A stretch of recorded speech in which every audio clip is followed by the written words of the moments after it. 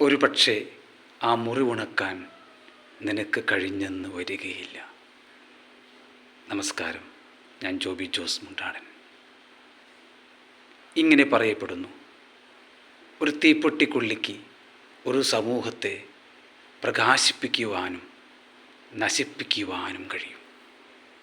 അതുപോലെയാണ് ഒരു വാക്ക് ഒരു മനുഷ്യനെ ഉയർത്തുവാനും തളർത്തുവാനും ശക്തിയുള്ളതാണ്.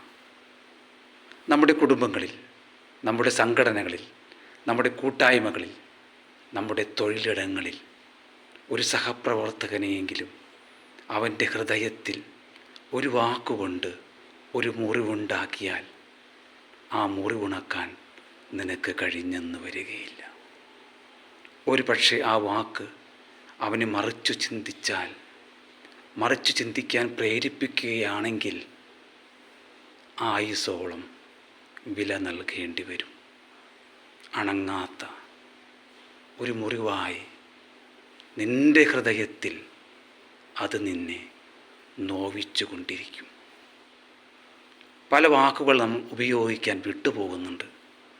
ഒരുവൻ്റെ നന്മ കാണുമ്പോൾ, ഒരുവൻ നല്ലത് ചെയ്യുമ്പോൾ കൺഗ്രാജുലേഷൻസ്, കീപ്പ് ഇറ്റ് അപ്പ് എന്ന വാക്കുകൾ അവന് നൽകുന്ന ആത്മവിശ്വാസം, അംഗീകാരം വളരെ വലുതാണ്.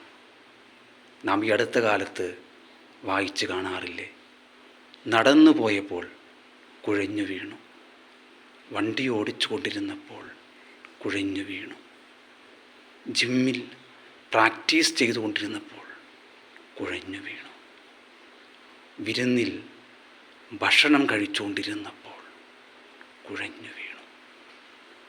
എന്താലേ ക്ഷണഭങ്കുരമായ ഈ ജീവിതം, നീർക്കുമിള പോലെയുള്ള ഈ ജീവിതം,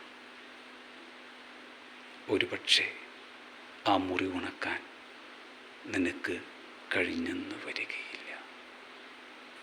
നന്ദി.